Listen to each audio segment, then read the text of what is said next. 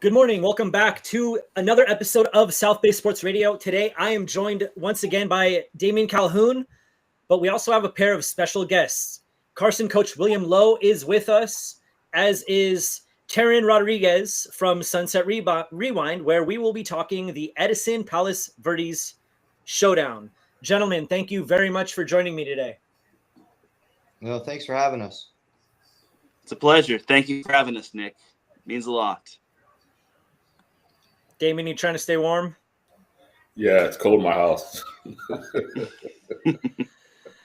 All right. Before we dive into last week's results and preview the upcoming games, let's fire up those time circuits. My research last week was off. Wilt Chamberlain had a 55-rebound game November 24th, 1960, not November 12th. You know what? I'm going to come back to this. I'm going to record this at a different time because I don't want to wait any longer. We're going to start off with Carson coach William Lowe in his first year at Carson. Coach, top-seeded Carson got a huge defensive effort, scored 20 points in the third quarter before beating King Drew 27-12. Now shifts focus to Garfield in the Open Division semifinals. Some defensive stats I've got. Xavier Allen had 10 tackles to lead the unit. Christian Vivia Jr. had 9. Preston Liamidi had 8 to go along with a blocked field goal and a touchdown after a fumble. Kingston Sula had 8 tackles and a forced fumble. Kerman Williams had a block punt and an interception and a sack. Chris Fields ran 12 times, picking up 136 yards, scoring twice. Garfield comes in after defeating Palisades, giving them their first loss of the season. Zastis Jaraguay had video game numbers, 444 yards on 30 carries and 5 touchdowns. All right, Coach, let's break down that King Drew game first. Rain, defense, what were some things that you saw in that game that you've been seeing all season? Really, as you said in the stats, our defense carried us. In weather like that, it's going to be teams that can play defense and run the ball. And, we had a big defensive touchdown there in the first half that kind of got the momentum on our side. And I'm sure it was like this for everybody, but the rain picked up, the wind started blowing. It was really tough conditions for everybody that night, and we really leaned on our defense. They pitched a shutout. Defense pitched a shutout all night. They're just fast and physical and flew around to the football and made some plays. And at this time of year, that's what you need. They always say defense wins championships, and our team takes a lot of pride in our defense.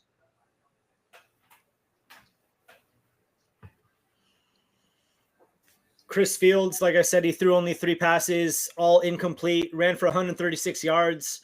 How important is his decision-making and ball security in a game plan that had to lean heavily on the run?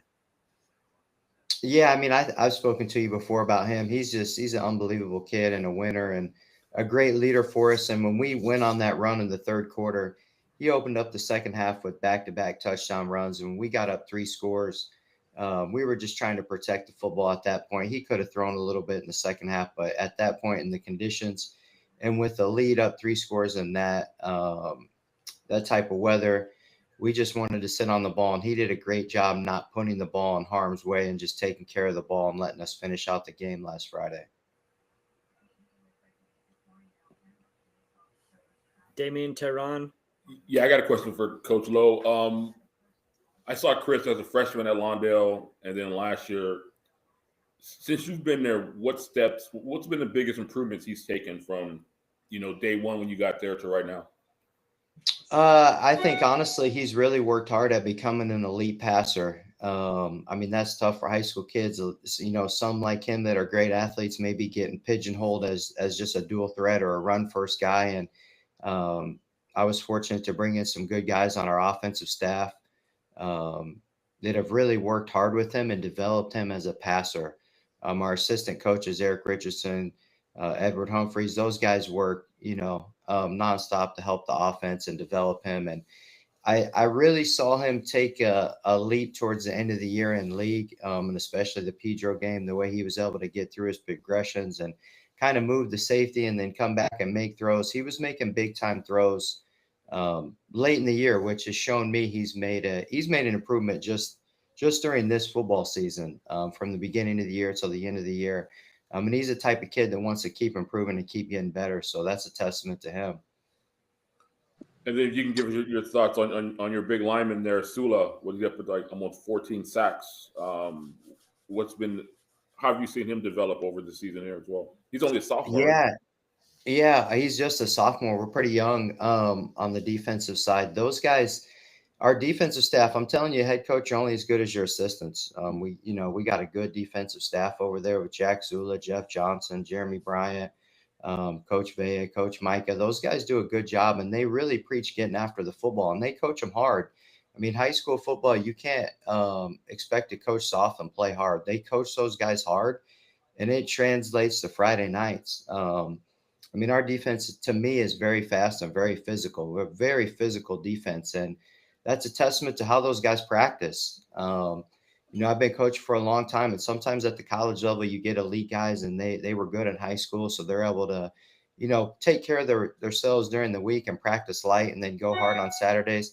High school, it's not necessarily that way. If you want to be physical, you have to practice physical, and those guys do. And, it's been working for us lately, so hopefully we can keep it going.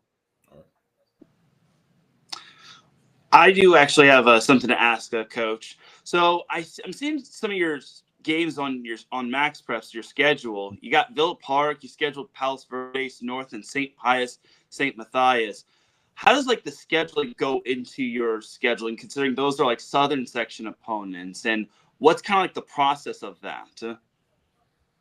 Yeah, well, I came from the Southern section. This was my first year at Carson, and we kind of wanted to be battle tested going in the playoffs. And to be honest, when I got here, our goal was to win a city championship. And so, I'd look Birmingham's, kind of they're the mark right now that everybody's trying to chase. And, they'd been scheduling Southern section teams. So I wanted to schedule as many good Southern section teams as we could, so we'd be battle tested for the playoffs. And, luckily we've been able to stay healthy. And as you mentioned, those three teams are still playing. They're in the CIF Southern Section Semifinals. So I really think that's helped our team, being able to play good quality opponents early on.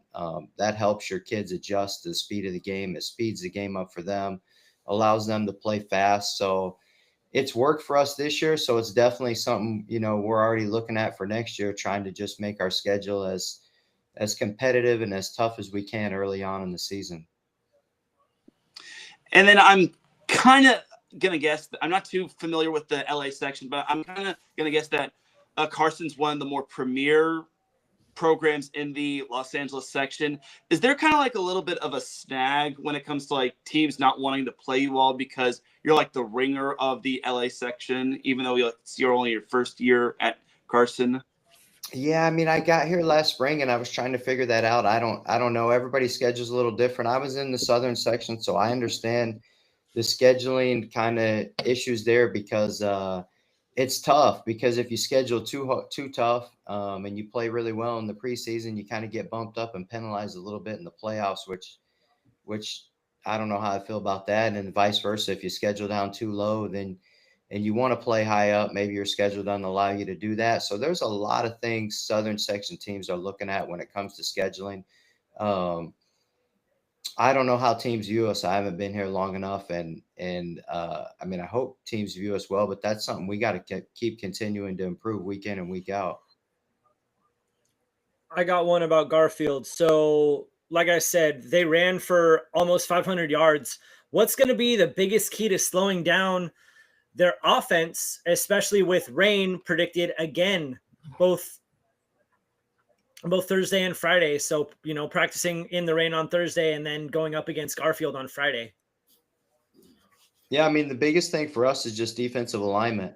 Our defensive coaching staff's been doing a good job putting those guys in a position to make a play. And, the biggest thing on defense is just aligning to formations and making sure your guys are in the right spot. So we've been hitting that hard this week. Garfield does a lot of good things on offense.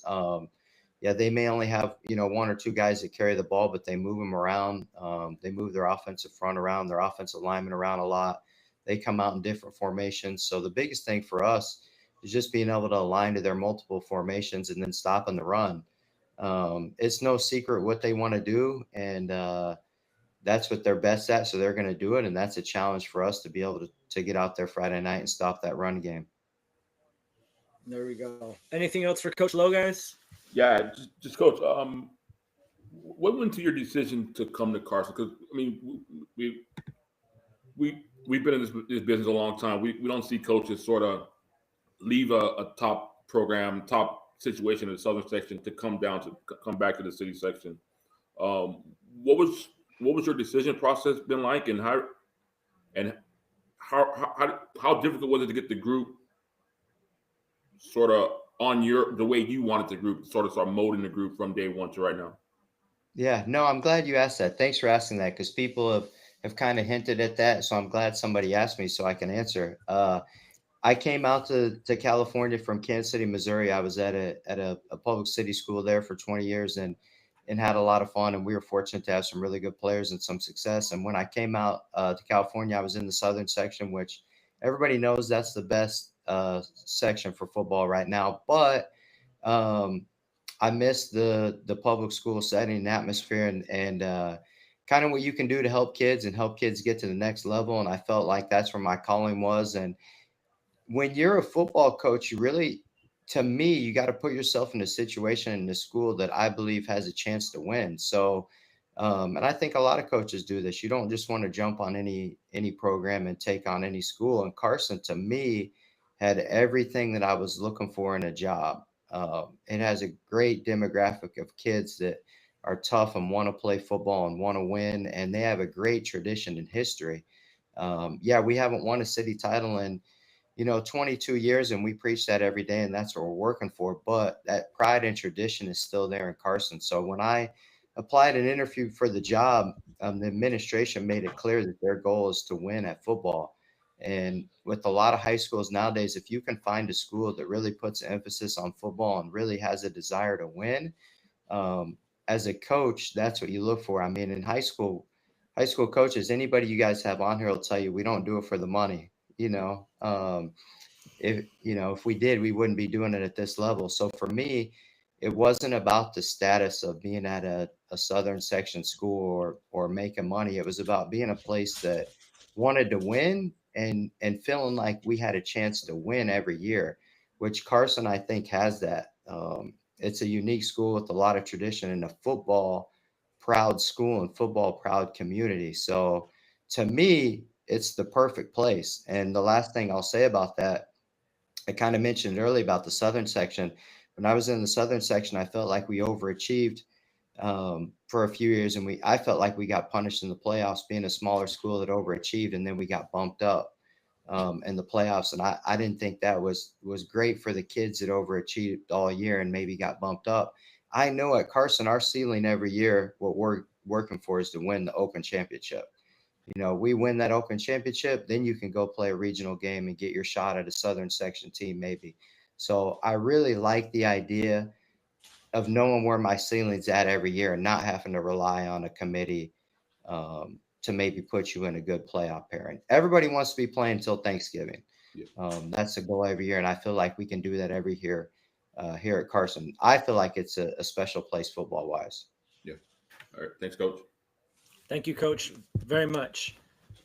Yeah, sorry for the long-winded answer there. Yeah.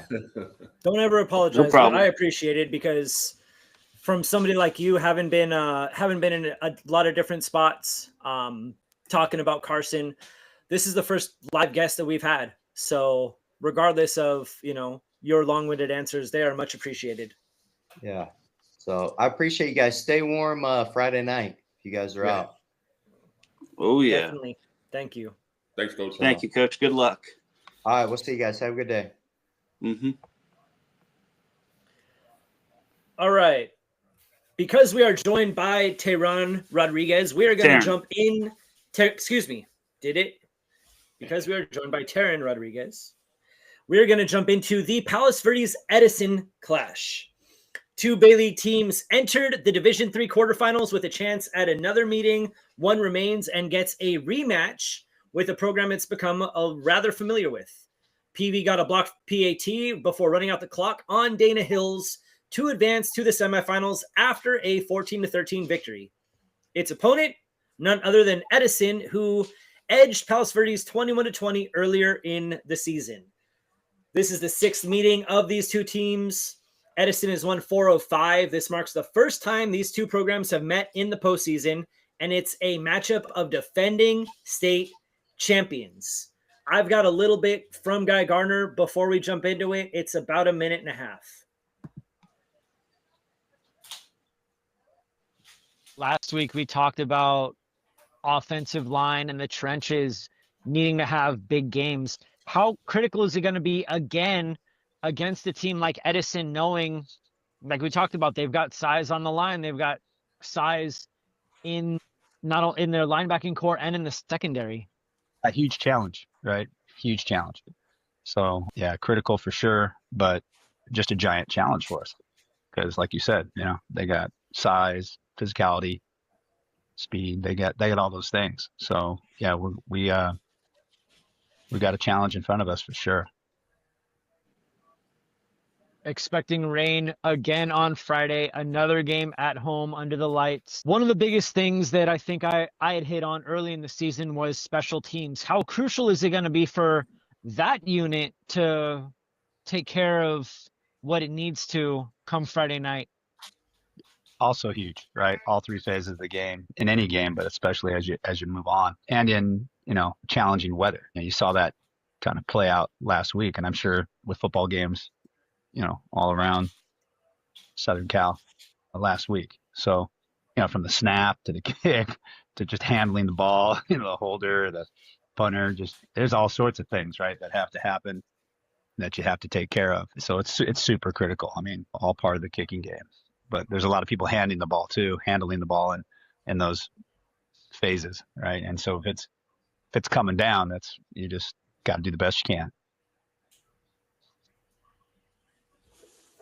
All right. That was Coach Guy Garner. You can hear more from my conversation with Coach, episode 70, South Bay Sports Radio. All right. We can talk Dana Hills all we want, but let's get into Edison. Damian, we've got 4 games in the area. This one, of course, is going to get a lot of press regardless because we don't have many teams left. What's something you're looking at in this game? First of all, the weather, man. I mean, geez. Watching the last 2 weeks, I've just been watching the weather reports the last 2 weeks. It looks like the rain should be gone by kickoff probably, but you never know. I mean, I was at the Lusinger game last week, and it rained from like 4:30 when I got there until about 10 o'clock. So it was just constant rain. And we saw how the rain impacted all these teams' offenses. Lusinger attempted 3 passes, maybe 7 passes. Another team attempted 3. I think PV did attempt maybe 10 or 12, whatever. But you go back to the first game, they were right there. They had a 14-point lead, 13-point lead there. Then Edison rallied back and won the game with the block kick. It's always a tough battle when PV and Edison get together. I think PV's only won 1 in the last 5 meetings, maybe 6 meetings, something like that. So correct. It's gonna be tough. Yep. Semifinals is supposed to be tough, right? Teran? Yeah.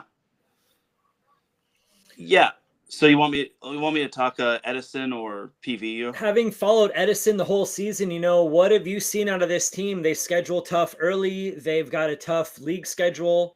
But what have been some things from this team that you've seen this year?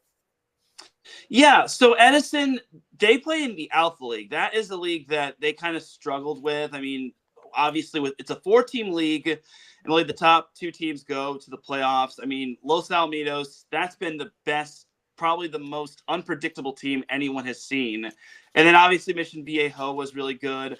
I was at the San Clemente game. That one was like a low-scoring defensive game. That one I think was, and bear in mind there was no bad weather. It was just a low-scoring game, and it came down to the final play where Edison did go for 2. They got the touchdown, but they missed on the 2-point conversion because the defender made a great play. But yeah, Edison did schedule really tough. All of their opponents outside of one team finished with the 500 record or better. So Edison does not duck anybody. And it kind of is tough because Edison is one of those ringers that no one wants to play. And that's why Edison has to schedule all the way out. They sometimes have to schedule Northern California teams like Clovis West. And then sometimes they got to schedule teams like Lucerna, a team that they lost on the last play of the game. Summit, who was pretty darn good, gave them a little bit of fits defensively. So I think for Edison, this is a good team. And you said it best. This is a reigning state champion battle between both these teams. Both these teams have won 8 straight postseason games dating back to last year. So something's got to give here, and both these teams, I think, can play similar styles of ball. I know the health report in this game kind of favors PV because Weston Reese is playing. He had a big game against Dana Hills. And then in the last game that they played, I know Dabe Wude and Owen Wishner were back. I saw a lot of drops Friday night, and I know it's indicative of the weather, but a lot of drops in the hands and a lot of drops when, guys are ready to turn up field and not focusing on the ball. So the rain did stop in the fourth quarter. I made my way down from the press box to the field. I will be warm at the El Segundo Performing Arts Center this Friday watching my kids perform Hairspray and the Damn Yankees. So unfortunately, I don't get to watch football on Friday, but I will be following along. Is there anything else? Look back at that first game. PV, just looking at the stats, PV was able to run the ball pretty effectively. Yes. He had 2 runners over 100 yards. Well, one of the runners was Rakowski. So, you take a look into that as well. Then on the other side, Edison didn't really run the ball. Maybe that's because they were trailing late. They sort of went to the pass, I guess, but they only had like 30, maybe 40 yards according to Max Preps.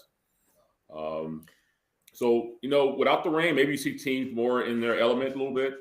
Edison stick to their offensive game plan, and PV sticks to their normal game plan. That's, Rakowski moving around, getting the ball out to Jalen Flowers and, running the ball well. So, yeah, should be another good game, under the lights, and let's see who moves on to the finals here. Yeah, I think it's going to come down to who runs the ball best. And this is where Edison's going to miss Sam Edmiston. He hasn't played the last few games, and it's really tough because they've had to lean on Maddox Thomas, who I think has definitely really taken the lead bell cow spot well as Anthony Godinez. So I think it's going to be those two leading the charge in terms of the run game. Sam Thompson is a fantastic quarterback, though. He definitely can get the job done. You saw him lead that final drive, and it looked like all was lost just because he threw that interception. But then it was Blaze Burwell who recovered the fumble off that bad handoff, probably in due part of the dampness and whatnot. But Sam Thompson leading that game-winning drive, especially on 4th down, because there was a game where Edison faced 4th down inside their own 10, or inside the opponent's 10, and unfortunately they threw an incompletion, and that was the game. But this time against Inglewood, that was when Thompson was able to hit his man Maddox Thomas with a quick slant pass, go into the end zone for the score.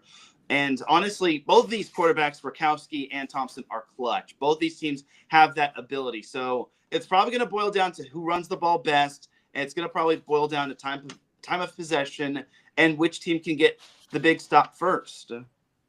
Yeah, you're right there.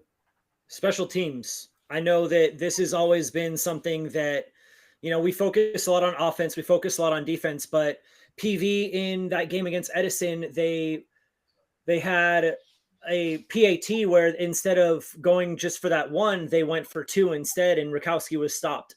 And then at the end of the game, they're trailing by 1, and they line up for something like a 25-yard field goal, and it's blocked by Blaze Burwell. And so in Friday's game against Dana Hills, they had that PAT block at the end of the game, but they also missed a chip shot field goal that from my vantage point in the fourth quarter, I'm on the field and the kicker hooked it very slightly to the left. So, a lot of elements go into that, the hold, the snap, the placement, your footing as a kicker. So I think, in my honest opinion, this game is going to come down to that special teams unit. If you can punt the ball and pin the team within its 10-yard line, not allowing big kickoff returns, not allowing big punt returns. Defense, of course, is going to play huge. PV's forced 4 turnovers in each of the last 2 games. And one of those came at the end of the first half to keep Dana Hills out of the end zone, where it looked like Dana Hills was ready to run out the clock to score, and Carter Anderson dropped a snap. So, defense and special teams, and I think these offenses are pretty well versed in taking care of business. But for playoffs, it's defense, and let's throw in that special teams unit. Like I always say on Sunset Rewind, special teams matters, and that blocked field goal by Burwell is a prime example, and also the missed extra points, because sometimes those missed extra points and missed field goals or blocked field goals can come back to haunt a team, and that's the difference between going into overtime or losing by 1 or winning by 2 and whatnot.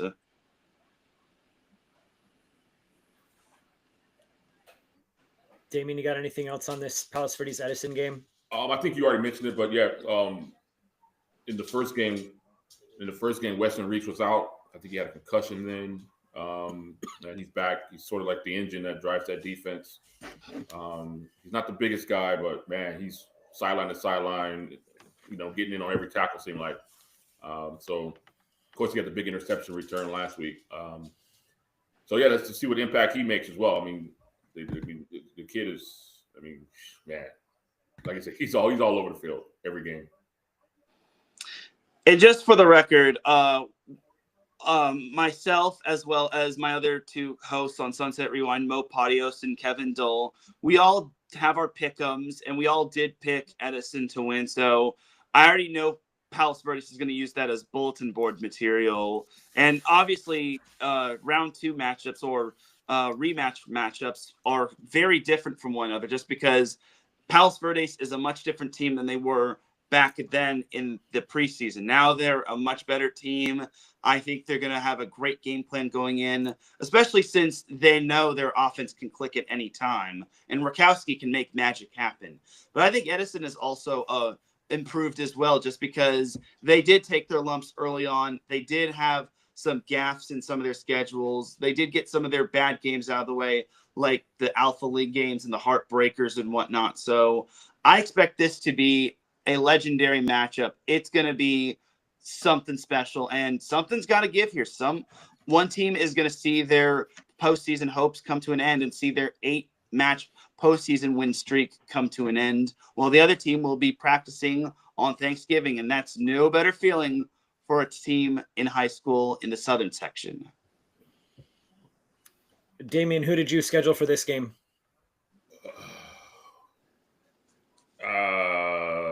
Tony Siniglio. Tony Siniglio, braving the rain. I hope you got him a case of Diet Coke. We'll talk about it later. Yeah, I love Tony. So the only time that PV's won in this matchup was the year that PV went undefeated. That was Rakowski's freshman year. They won at home 31-28. Edison's won every other match before this season. PV only scored 1 touchdown in each of those games. The first match was 2021. So Edison, like I said, Edison's won 4 out of 5. They are a tough team regardless. And, like I said, listen to that full interview I did with Guy Gardner. He's not one to shy away from giving his opponents credit, especially a coach like Jeff Grady and the program he runs. But also he knows that you can only take care of your side of the ball. You can only take, you can't worry about everybody else. You have to worry about yourself. So, All right. Teran, thank you. We're going to move on to Lusinger High School. Lusinger's defense came up with some crucial stops at opportune times, limiting Chaparral's high-powered offense to 16 points while getting a huge night from Journey Tonga in a 19-16 victory. Lusinger now hosts San Clemente. The Olympians are looking for their first trip to the finals in a very long time. It's their first semifinal trip since 2022, and San Clemente was last in the semis in 2019. Damian, when's the last time Lusinger was in the finals? That's probably before I went there. All right. You haven't looked at it yet? No. All right. We're going to hear from Jason Miller. I did a 20-minute interview with Coach Miller. We're not hearing the whole thing, but we're going to hear a little bit of it, and then we will dive into this matchup.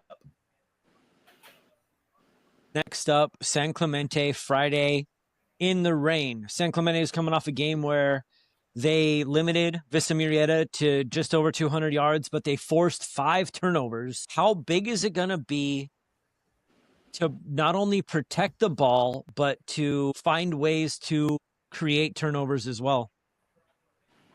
Well, San Clemente plays with an extreme amount of discipline. They have a great tradition. We have a lot of respect for the tradition that they have. I follow them for years, and their slogan is "One Town, One Team." And we all want the opportunity to have only one high school in our town, and we get everybody to go to our school. But they've been able to do that, and they built a tradition through the Pop Warner ranks, to the lower level ranks. They are just one of the top 5 solid public school programs in the state of California, and they play with a great level of discipline. Sometimes you can be fooled, that it's this team, they don't have 5-star players at skill positions, but what you see on film that pops off is the amount of discipline and how the guys do what they're coached to do, whether they create an assignment, execute an assignment off of a double team. The double team is perfect. The back is going to get 4, 5, 6 yards of carry, and they're going to be patient with that. They're well coached. They're very aggressive on defense, but at the same time, play very disciplined. Everybody's in the right place. So for us, the key is going to be trying to match their discipline.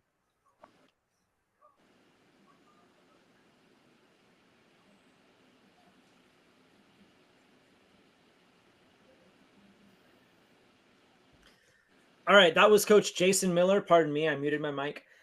Episode 71, anywhere you tune into podcasts. That's about a 19-minute interview I did with him the other night.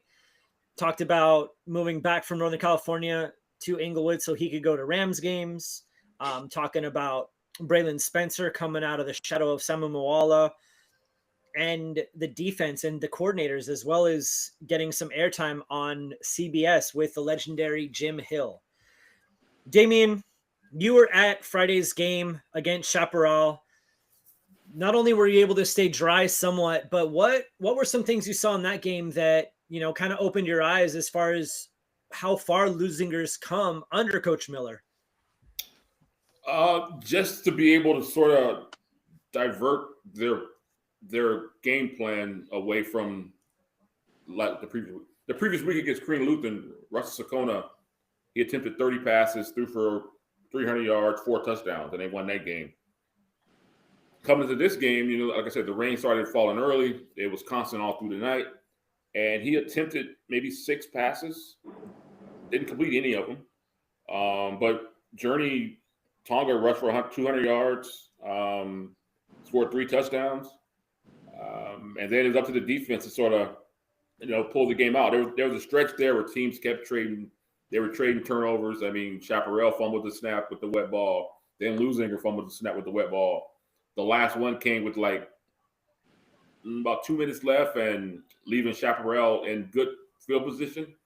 But the defense came up with a couple stops, ended up forcing them into a long field goal attempt that they missed. It's the way the offense was able to sort of change plans from week to week and pull out the win. But like I said, this week against San Clemente, that's a good team, solid all the way around. Always has been under Coach Ortiz out there. So it's going to be another tough battle for Lusinger this week. Teran?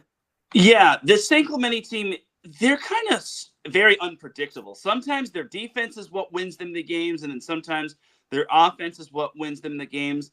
I think their defense is really solid, if you ask me. I saw them against Edison, and it was basically a chess match. I mean, scoring didn't happen until the second half for the most part. So I think this San Clemente team can really turn it on when it matters most. And time of possession is really key. And San Clemente is another one of those teams that they have to schedule ringers like Tustin, even though Tustin was kind of punching above their weight. But they also had to schedule teams like Chaparral, La Costa Canyon, Murrieta Valley, Coronado. Like, this is a San Clemente team where no one wants to face. And I think this San Clemente team is going to be really well prepared. I think their offense is really starting to hit their stride at the right moment after kind of struggling to find its footing in that final regular season game. So don't expect San Clemente to be just one-sided, whether it's offense or defense. Expect them to just put together a well-prepared package, because that's going to be a great matchup. And I got to say, Lusinger really surprised me beating Crean Lutheran. I thought Crean Lutheran had the complete package. We kind of saw them, we as in Sunset Rewind kind of saw them against Huntington Beach, rallied back from 21-0 down to win that one. So I think for Lusinger, they're a really good team, but can they control time of possession against San Clemente? Can San Clemente keep the ball away from Lusinger? Because the best way to stop a good offense is to make sure they don't get on the field. Yeah, and then look back at that Crean Lutheran game. Lusinger couldn't run the ball. Miller said that was probably the toughest game that they've had, toughest opponent that they couldn't really get their run game going against. And then they came back, last week, and they were able to, run the ball behind, big offensive line and everything. So yeah, it's a great matchup. The one game in common they both have is the game against Chaparral, and the second Clemente won that early on in the year. So yeah, it's gonna be a good matchup all the way around. Looking forward to it. San Clemente is coming off a 32-7 victory over Vista Murrieta. Its defense allowed 221 yards, forced 5 turnovers, returning 3 for touchdowns. Preston Beck threw for 350 yards on 7 completions. Carson Sloan had 137 yards and a touchdown on 27 carries. So I think that this is going to be a big test again for Lusinger's defense. But you've got Braylon Spencer, Simon Moala, Ted Tuimaaga, Sharky Vanisi. These are some guys that Coach was hitting on in our episode. I don't know much about San Clemente aside from what I see on Max Preps. And again, I want to thank all the coaches who do insert stats on Max Preps. But that offensive line, in my opinion, Lusinger's offensive line has been touted from Tonga and Russell Sakona as one of the best in the nation. And against this tough San Clemente defense, they're going to need another big performance in order to reach the finals. Yeah. Without a doubt, especially since the rain's going to be a factor. So I would expect San Clemente to lean on Sloan for the most part. So I expect this to be a old school game with like running the ball and just controlling time of possession. Sorry, Damian. Did you? I wonder if you could shed some light on the league structure in Orange County. I used to work there, and the leagues weren't what they are now. So the Alpha League is like the top public. Can you call it the top public school league in Orange County? Correct. And behind the Trinity League. So Trinity League, Alpha, and then Bravo. It's all by alphabets, right? Yeah, Trinity is kind of its own thing. And then it goes Alpha, then Bravo, then Delta, then Epsilon, then Foxtrot. I don't know if there's any G1, but I is Iota, and then K. And I don't know which one's K is, but I know L is Lambda and whatnot. So, I mean, it's what's going to change is, I'm glad you brought up the Alpha League, is that it's going to be a 5-team league next year. So they're going to bring up 2 ringers from either the Bravo League or from one of the lower leagues. I'm hearing it's going to be San Juan, Yorba Linda, and maybe San Juan Hills, or maybe Yorba Linda and Crean Lutheran. I can't fully confirm this, but this is from what the projections are.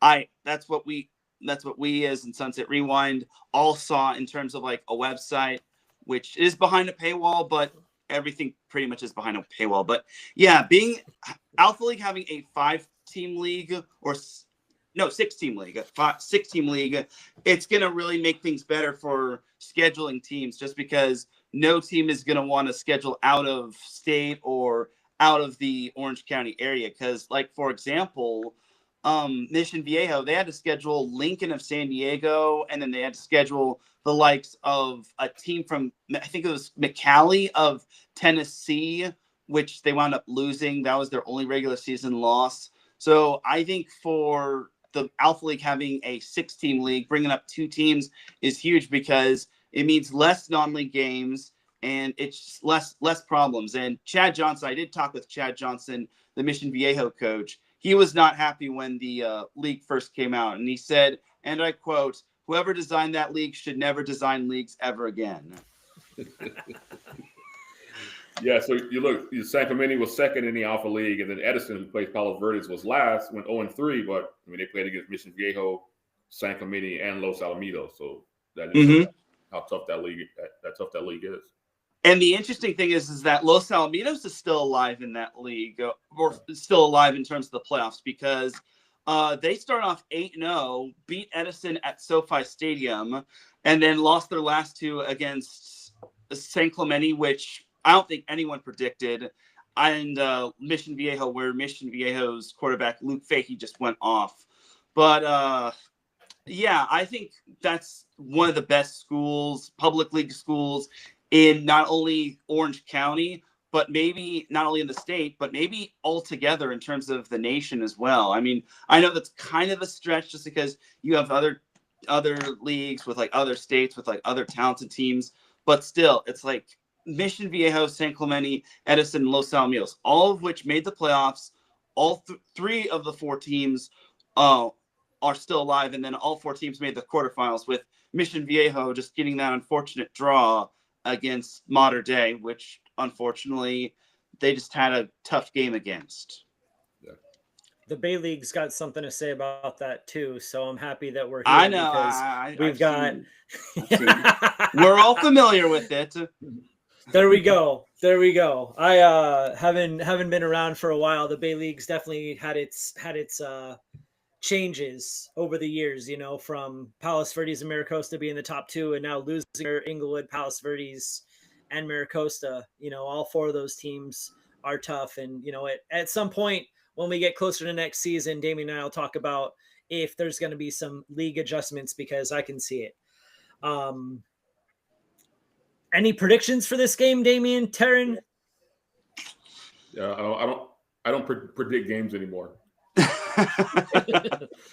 Well, this one's gonna be really tough. I mean, God, I want to say San Clemente, but Lusinger has just been playing its best ball, and I think they're on a streak where they're just out to prove everybody wrong and everyone that they're the best. And beating Chaparral is no easy feat.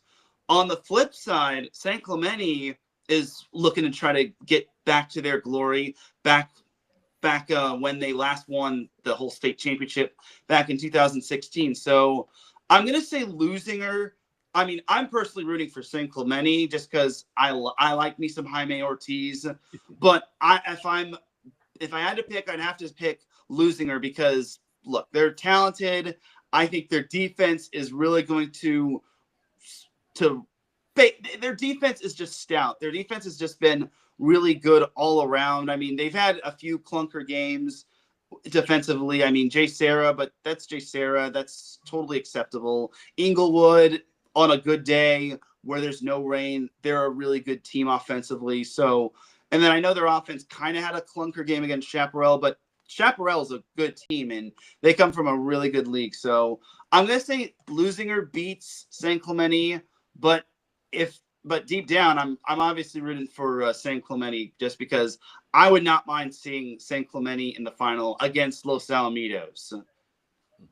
Damian, where were you in 1985? 1985, I was at, I don't know, somewhere in school. somewhere in school. I was 2. That's the last time Lusinger won a CIF title. I wasn't even born.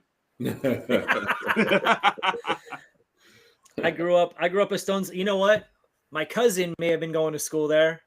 My cousin Robert was a basketball player at Lusinger, so I think he graduated sometime either late 70s or early 80s. But there we go.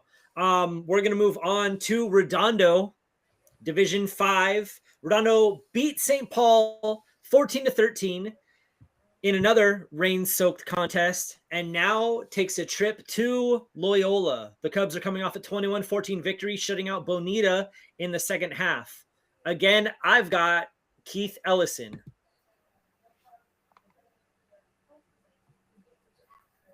There is rain expected in the forecast again on Friday. How crucial is it going to be for your offensive line, not only to protect Cole Leinart, but to allow your stable of running backs to find the holes and exploit Loyola's front seven? Well, I mean, luckily we have experience with the rain from last week. So, it's when those games happen, and especially when that ball gets slicked, it's really about, like you mentioned, controlling the line of scrimmage and taking care of the ball. Last week we had 0 turnovers, to St. Paul having 2. So that was the difference in that game last week. And so this week, moving forward with Loyola, if we're going to have rain again, it's the same thing. Take care of the ball, try to control the line of scrimmage. And, I have a lot of confidence right now in our offensive line to, 1, protect, and 2, for us to be able to run the ball.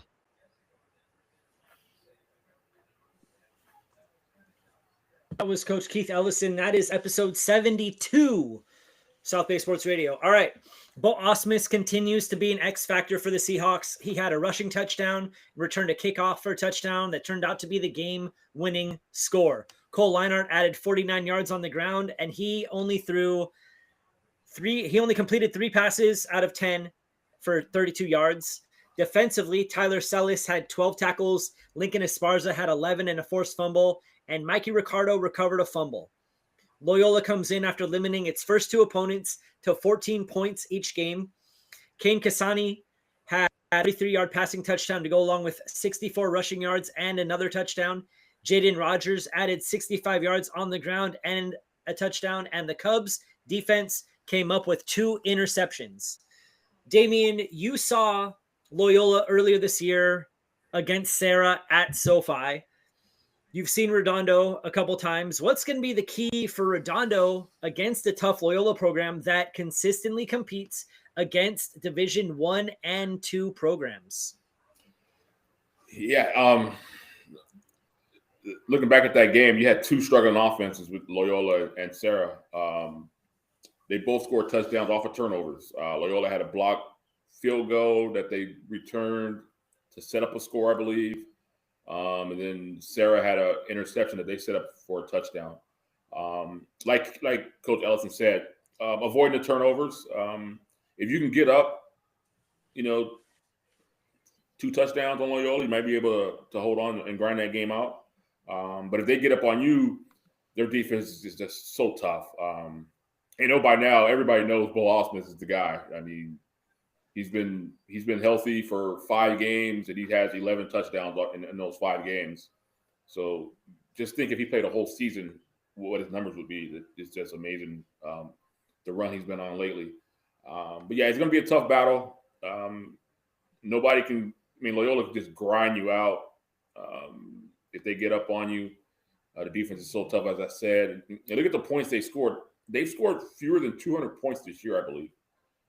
To still be playing with an offense with a team that's only scored 180 or something points, to still be playing is a testament to Coach Kasani over there and what they're doing at Loyola. Redondo hasn't won a CIF title since 1944, and that was the 3rd of 3 straight that the program's won. So they're looking to get back. Teran, Cole Leinart is a much-traveled quarterback.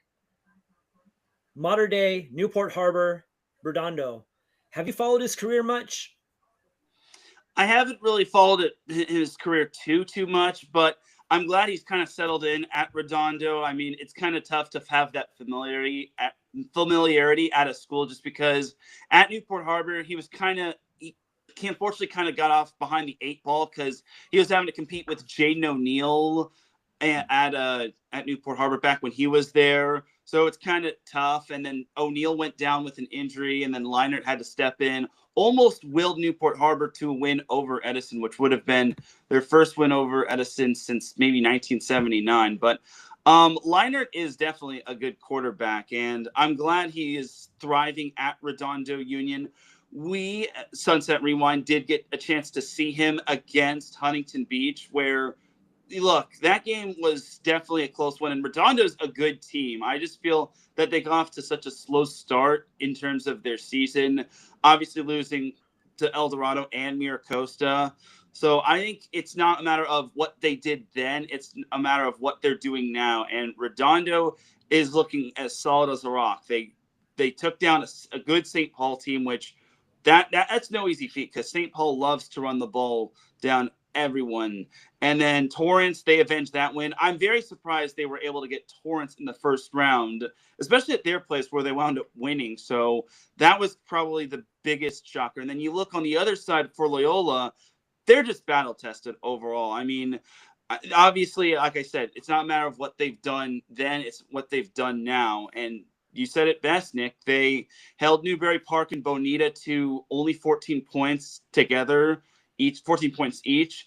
And then I know Newbury didn't have Brady Smigel, but still, that's still a good Newbury Park team. And bear in mind, Loyola came into the playoffs 4-6. Normally, you have to be 500 in order to get to guarantee yourself a spot in the playoffs. But with the tough schedule that Loyola had, playing the likes of obviously Sierra Canyon, Sarah of Gardena, which you could make an argument that they could have been in the playoffs, Milliken, who was a ringer in the Moore League, Chaminade, who's always pretty good, Bishop Amont, who was pretty darn good this season.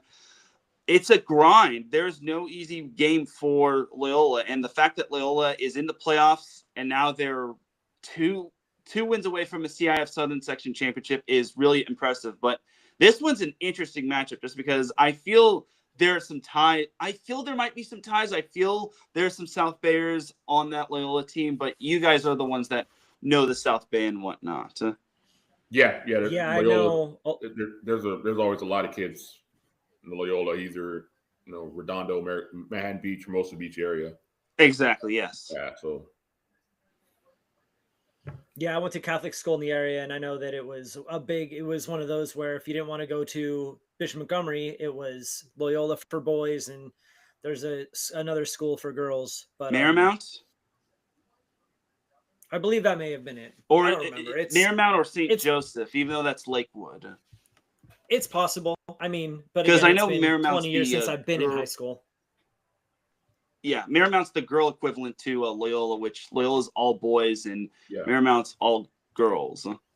Yeah, but Marymount's quite a ways away, up behind UCLA. Yep, that's correct, Damian. I actually got lost up there one night for a volleyball match. That is going to wrap the tackle football portion of this show. Well, we can't talk about 8-man. Thank you again for joining me. We can talk about 8-man. 8-man. We're going 8-man. Let's go. We got Chadwick. Chadwick is still alive. They beat Sage Hill. They were the only team in LA in the world whoever scored points off passing touchdowns last week in the rain. They beat Sage Hill, I think 58-49. Now they play top seed Flint Ridge Prep. They beat Sage Hill the regular season in league play. They lost to Flint Ridge Prep in league play back in early October. So they play Friday at 6:00 on the road. On the road.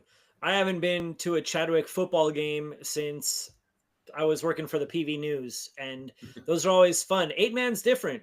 Oh, yeah. It's a shorter field. It's very similar to flag football. Still have to go 10 yards for a first down. The kids aren't necessarily as big, but you've got some ballers on those teams. Yeah, Chadwick won CIF 3 years ago, probably. That was a group that I think maybe three or four went on to Ivy League football. So let's see if they can get back to a final. But like I said, Flint Ridge Prep is the top seed. They won the first one, I think, 30-12. So it might be a tough one for Chadwick on Friday.